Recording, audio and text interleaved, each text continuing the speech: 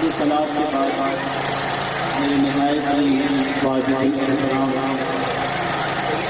حضرت علامہ مولانا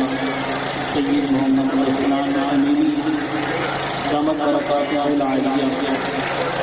اور ساتھ ہی ساتھ قبلہ فیض اللہ امینی صاحب دامت برکاتہ العالیہ تہہ دل سے شکریہ ادا کرتا ہوں کہ انہوں نے اس مبارک محفل میں مجھے مدعو کیا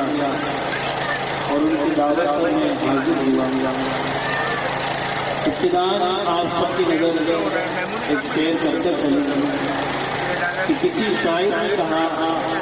اور اس شعر کو اس انداز میں سنیں کہ آج یہاں پر میں محفل میں آیا یا آپ اس محفل میں حاضر ہوئے تو یہاں پر آنا یا میرا آنا یا آپ کا آنا کسی کا کمال نہیں، بلکہ شاعر نے کہا کہ محبوب کی محفل کو محبوب سجاتے ہیں، یعنی محفل بھی محبوب کی ہے اور سجانے والے بھی محبوب ہوتے ہیں۔ شاعر نے کہا کہ محبوب کی محفل کو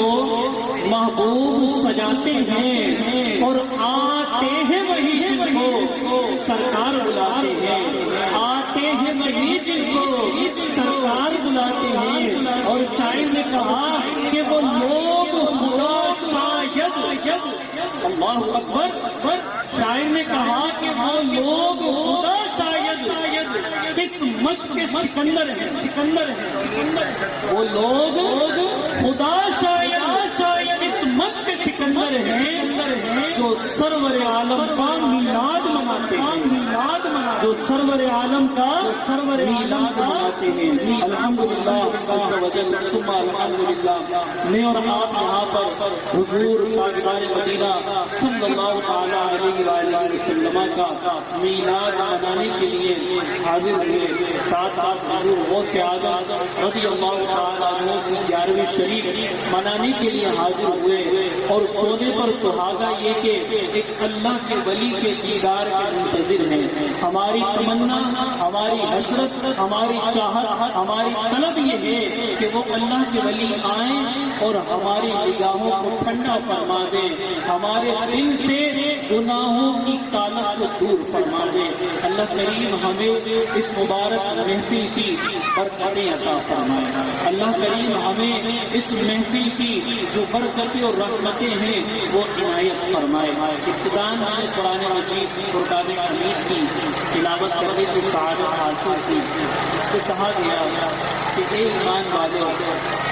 غیب بتانے والے نبی پر درود، چونکہ اللہ کریم بھی اس محبوب پر درود بھیج دیا۔ اور اکثر میں کوشش محافل میں جا کر بیان کرنے کی سعادت ملتی ہے یا نعت گانے کی بھی سعادت ملتی ہے تو کوشش یہ ہوتی ہے کہ بندہ عمل کی طرف آئے، کوشش یہ ہو کہ میں عمل کرنے والا بن جاؤں۔ چنانچہ اللہ کریم ارشاد فرما رہا ہے کہ میں اور میرے فرشتے اس غیب بتانے والے نبی پر درود بھیجتے ہیں، ایک ایمان والوں کو بھی درود بھیجتے ہیں۔ اب ہم غور کریں کہ اللہ کریم کا فرمان آیا ہے، ہم حضور علیہ الصلوۃ والسلام پر کتنا درود بھیجتے ہیں۔ ایک حدیث پاک جس کو امام غزالی علیہ رحمۃ اللہ تعالیٰ نے نقل فرمایا وہ میں آپ کے سامنے عرض کرنے کی سعادت حاصل کرتا ہوں۔ چنانچہ وہ فرماتے ہیں کہ اللہ کریم کی پیارے نبی علیہ الصلوۃ والسلام نے ایک فرشتے کو تخلیق کیا۔ آپ توجہ میری طرف رکھیں گے کہ انشاءاللہ ہمیں ملے گی اور جو کچھ میں سمجھانا چاہ رہا ہوں انشاءاللہ وہ آپ کو سمجھ میں آ جائے گا۔ نبی کریم علیہ الصلوۃ والسلام نے ارشاد فرمایا کہ اللہ کریم نے ایک فرشتے کو تخلیق فرمایا ہے، ایک فرشتے کو پیدا کیا ہے، ایک فرشتے کی پیدائش فرمائی ہے۔ یا رسول اللہ، اس فرشتے کی پیدائش کا مقصد کیا ہے، وہ فرشتہ کس قدر اور کس طرح تخلیق کیا گیا ہے۔ تو میرے اور آپ کے پیارے آقا صلی اللہ تعالی علیہ وآلہ وسلم نے ارشاد فرمایا، اللہ کریم نے اس فرشتے کی تخلیق ایسی بنائی ہے، اللہ کریم نے اس کی تخلیق اور پیدائش اتنی عجیب تر پیدا فرمائی ہے کہ اس کا ایک بازو مشرق میں ہے، ایک بازو مغرب میں ہے، اور اس کے قد کے بارے میں ارشاد فرمایا کہ اس کا قد اتنا طویل ہے کہ آسمان سے ساتوں آسمان تک اللہ رب العالمین کے عرش کے نیچے اس کا سر موجود ہے۔ اس کے قدم کے بارے میں ارشاد فرمایا کہ اللہ کریم نے اس کے قدموں کو تحت الثری رکھا، اللہ کریم نے اس کے قدم کو تحت الثری یعنی زمین کے نیچے تک رکھا ہے۔ رشتہ کتنا عجیب ہے، اس کی لمبائی اور اس کی چوڑائی ہمارے سامنے، اور حضور علیہ الصلوۃ والسلام نے ارشاد فرمایا کہ اس کے جسم پر موجود اتنے بال ہیں کہ جتنی مخلوق زمین پر موجود ہے اتنے اس کے جسم پر بال ہیں۔ اب حیرت ہوئی کہ اس قدر طویل، اس قدر عریض، اس قدر قدر قامت میں بڑا اور اس قدر خوبیوں کا حامل اللہ کریم نے فرشتہ پیدا کرا۔ اب اس فرشتے کی پیدائش کا مقصد، اس فرشتے کو پیدا کرنے کی وجہ، اس فرشتے کو تخلیق کرنے کی وجہ کیا ہے؟ حضور صلی اللہ تعالی علیہ وآلہ وسلم نے ارشاد فرمایا، اے میرے امتیوں، اس فرشتے کو تخلیق کرنے کا مقصد یہ ہے کہ اللہ کریم کے بندوں میں سے اور میری امت میں سے جو امتی مجھ پر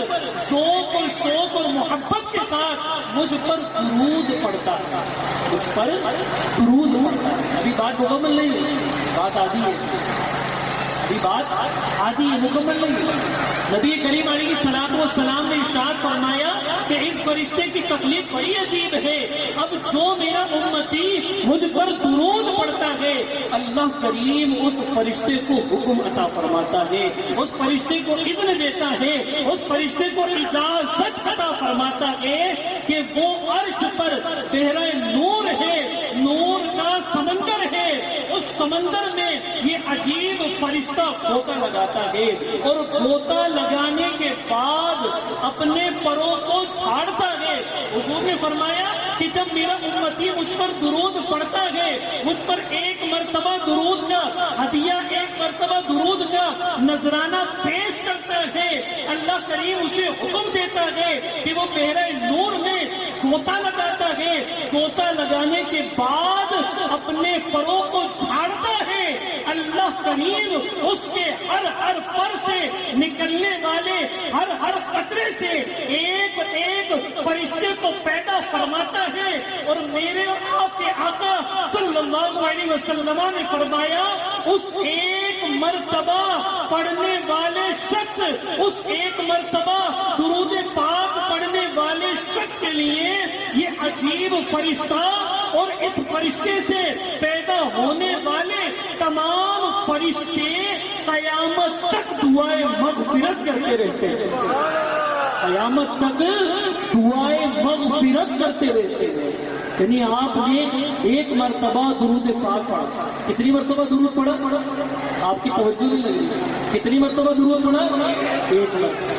ایک مرتبہ درود پڑھا، اللہ نے اتنا عظیم فرشتہ تخلیق کیا، اس فرشتے کو حکم دیا کہ وہ بحر نور میں غوطہ لگائے، اس کے پروں سے جو پانی نکلا اس سے فرشتے پیدا ہوئے، اور اب قیامت تک وہ فرشتے آپ کے لیے اور میرے لیے درود پاک پڑھتے رہیں گے، اور درود پاک کی جگہ وہ ہم سب کے لیے دعائیں مغفرت کرتے رہیں گے۔ تو یہ ہم سب کے لیے بڑا اعزاز ہے، ہمیں عمل کی طرف جانا ہے۔ آج ہم نے سنا کہ درود پاک کی اتنی عظیم فضیلت ہے، تو آج سارے نیت کریں کہ دن میں کم از کم علماء کرام فرماتے کہ 313 مرتبہ درود پڑھیں۔ کتنے درود پڑھے؟ 313 مرتبہ۔ آپ آئے، بہت اچھی باتیں سنیں، بیان سنیں گے، تقریریں سنیں گے، لیکن عمل کیا لے کے جا رہے ہیں کہ آج ہم نے 313 مرتبہ درود پاک کا وظیفہ لے کے جانا ہے۔ کیا لے کے جانا ہے؟ 313 مرتبہ درود پاک کا وظیفہ